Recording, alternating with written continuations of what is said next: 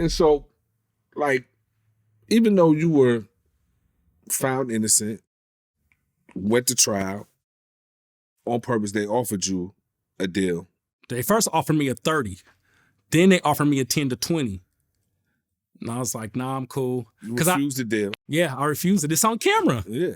It's like, it's my property. Let's see what the juror. I only need one juror.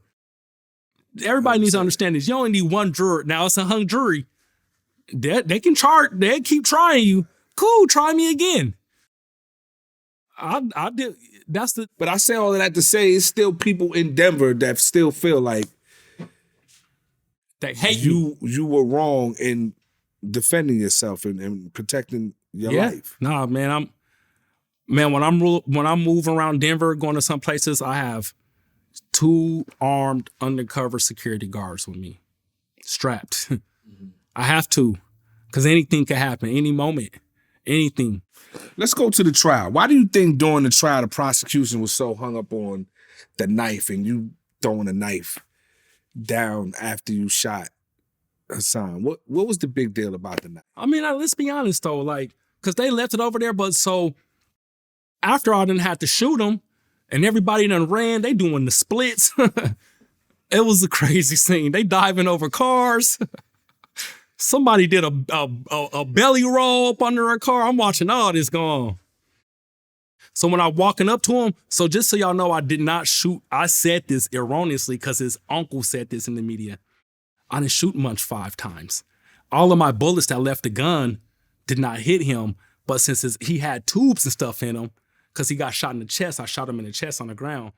But they're like, oh, he got shot 5 times. So like a dummy, I repeated that too. Oh, man, I shot a guy 5 times. That was about the biggest mistake I made. And this whole thing is me repeating that he got shot 5 times where he did not. So what happens when you see his body flop, he got nicked in the neck. But if you notice, he never wore trachea or nothing. He didn't get hit in the arms, in the back. He never got shot in the back. He got paralyzed because I shot him on the ground in the chest.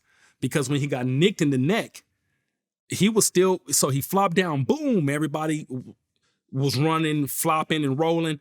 So I started walking up to him. I got my pistol out now. Now I'm walking over to him because he tried to run. So now he's like maybe 12 or 15 feet away from me. So I'm walking up to him. He turned over and was talking to me. It wasn't nothing wrong. It just nicked him, but he felt the nick and he flopped himself like, oh, I got hit.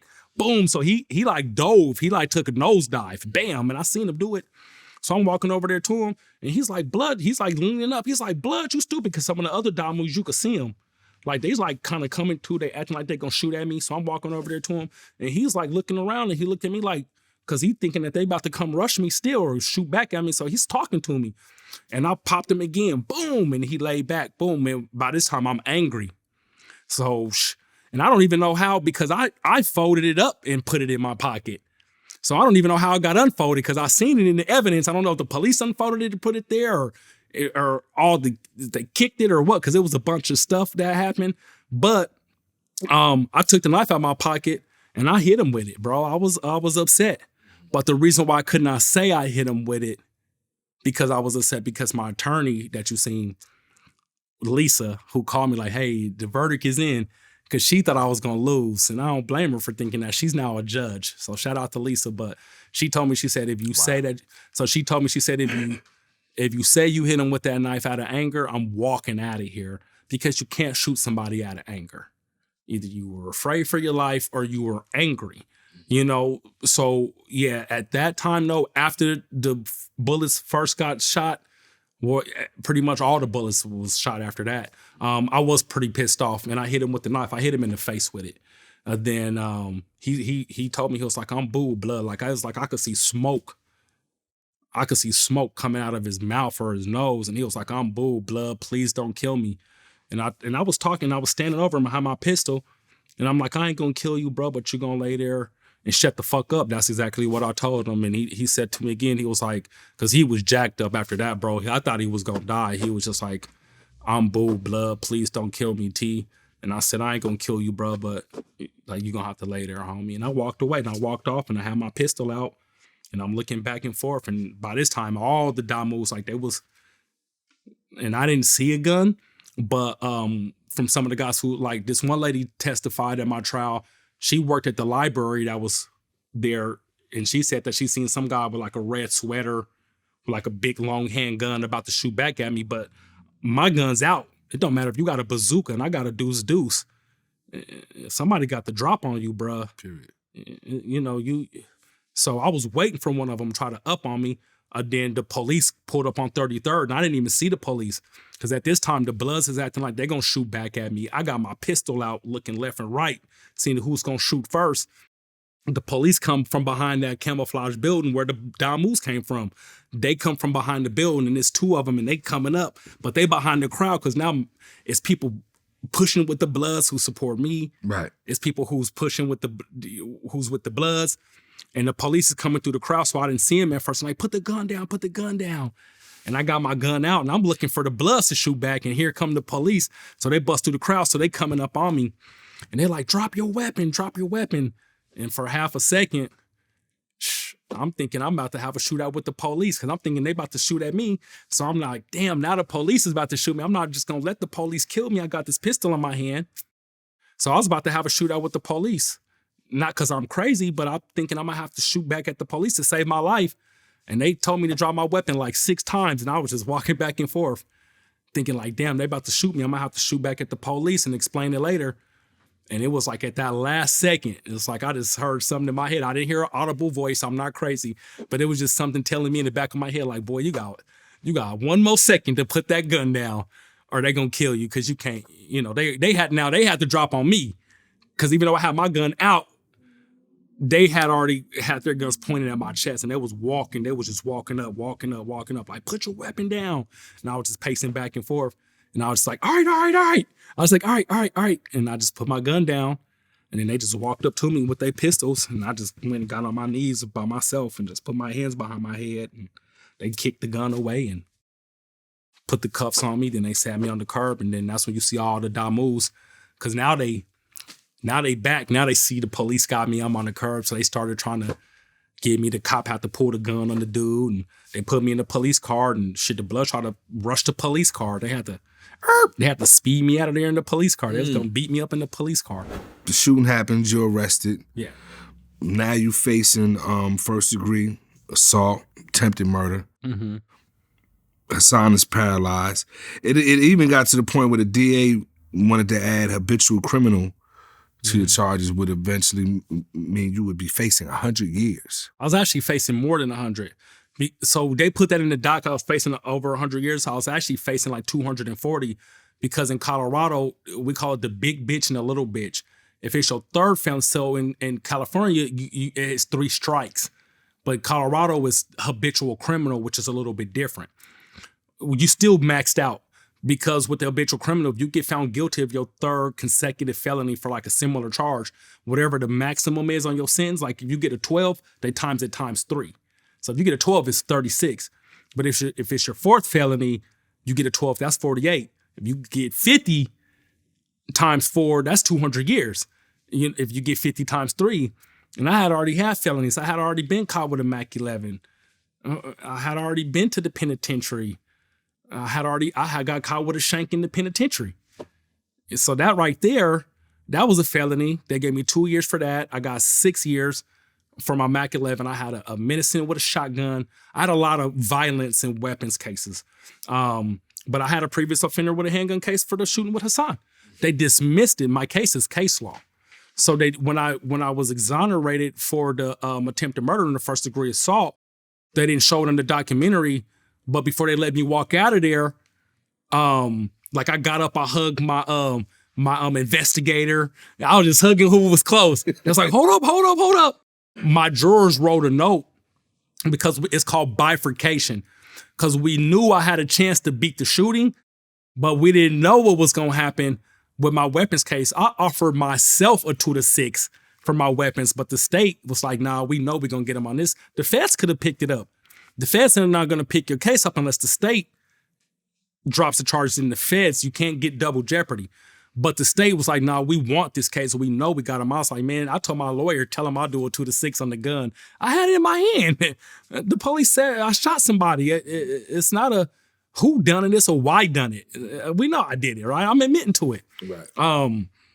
But when I beat the first degree assault and the attempted murder, They had a little huddle at the judges, whatever you call that thing, the booth or whatever that thing is. Where he sit. Where was the he judge in his sit? chambers or something? Yeah, but my jurors had said, when we go for the bifurcation hearing for the weapons, we're going to find him not guilty because we seen if he didn't have his weapon, he would have for sure have been at least assaulted and possibly killed because people testified that they seen bloods with big pistols hiding behind cars waiting to shoot back at me. So they dismissed my weapons case. So, and this is for everybody listening, even for me right now, I'm running for mayor and everything, but if I just get caught rolling around with a gun, I'm still a previous offender. It's totally different from what happened in that incident. They can still charge me. All those charges apply. But if somebody is threatening your life, so your life supersedes any law, you have a constitutional right to defend your life. Doesn't matter if you're a felon. If I'm writing notes saying, "Oh, E.D.'s a snitch," and I'm threatening you, and you're like, "Yo, nah, Tiz. Yo, this brother's calling me a snitch. What's up with T?" And you're like, "I don't know." And you got to strap up, and I come and assault you, and you get me. You can invoke state of Colorado versus Terrance Roberts. I was totally acquitted because you can't invoke now. The DAs or lawyers or defense attorneys, they invoke cases where someone's either been found totally innocent or totally guilty. That's what they base case law off of. If it was not a conviction or if no one was found innocent, right, there's no argument there, but they'll say, hey, this person was found guilty or innocent because of these or these factors. But my weapons case was dismissed, but I was totally acquitted of the attempted murder and the first degree assault. And they had to pretty much dismiss my weapons case because I was found to use it lawfully in defense of my life. Whether I'm a felon or not doesn't mean you could just come kick my head in or murder me and call me a snitch, and I'm not a snitch. You don't have a right to do that just because of mistakes I made years prior. And that goes for everybody in America. Your life supersedes the law. If you have a driving under revocation and your girlfriend's choking, or even if your dog is dying and you driving and the LAPD pull you over and you got a driving under revocation, they might still charge you. But if you're in defense of your life or the life of others, then you have a right to self-defense or to defend somebody else. And that's what happened. And during the trial, Hasan didn't even testify against you. Why do you think he didn't? Well, so because Hasan had already murdered this baby. Because after I shot him, he murdered this baby. She had cigarette burns on her. They tortured this little girl. And it wasn't just him. It was other little Damus who was in his little pack. I don't know who did what to what, but they had to be seeing this happening. But let the mom tell it. He told her, if you're not home by 4:30, because the baby was sick, crying, just irritating him. He's in the wheelchair. I've shot him. He's under all this pressure. He tells the mom, if you're not home by 4:30, I'm killing the baby. He said this. This is what the mom claims. She got home at 4:35. She said her baby was dead on his lap. So I guess he hit her stomach or her abdomen like with his fist and ruptured her stomach. Same thing that kind of happens to me from getting shot. But I ended up having emergency surgery. Right. She didn't, and she died. And if he would have lied on me, because he was calling me a snitch, they did try to assault me. And if he would have got on the stand and lied about assaulting me or trying to assault me when I had witnesses that I was being assaulted, then how are you going to go defend yourself for killing this baby and you just perjured yourself testifying against Terrance? And plus all the bloods were putting pressure on him like, oh, you can't, even though, I don't think they knew that he was working for Dominique Salinas actually until this documentary came out. Because Dominique Salinas testified for Hasan in another drive-by shooting where they put up those barriers in the Holly. The little Crip brother, or I don't even know if he was a Crip or what, I guess he was affiliated. He said that he knew it was Hasan because Hasan's a very distinctive looking person. His teeth, his face, they knew each other. Everyone knows each other. You know your rivals growing up. But he beat that case because Dominique Salinas said he was on the phone with him. And he was found not guilty, but these people swear up and down, no, man, that was Hasan. Ain't no one stupid. So after I shot him and he recovered, he was still in a wheelchair, but they was just putting him up in the front seat of the car, paralyzed, and they was driving him around town and he was just tagging everybody up. He was just dumping the whole clip all over town. Still active. They shot at my dad and everything. Mm-hmm. They shot at my dad. Which is on the dock. Yeah, they shot at my dad and his neighbors over 40 times. They didn't put this on the doc, but also when they pulled off from shooting my dad, there was another young brother who was riding a bike, and they shot at my dad. And then they shot out the other window and shot him 6 times on the bike. That's just not in the documentary. So, yeah, it was a lot. My whole family was at war with the Park Hill Crenshaw Mafias. It was the Park Hill Crenshaw Mafias versus the Roberts family. And not all my family has my last name, but it was pretty much me and my family versus the Crenshaw Mafia Bloods. The Park Hill Crenshaw Mafias, actually. Not the LA Crenshaw Mafias. There's a difference.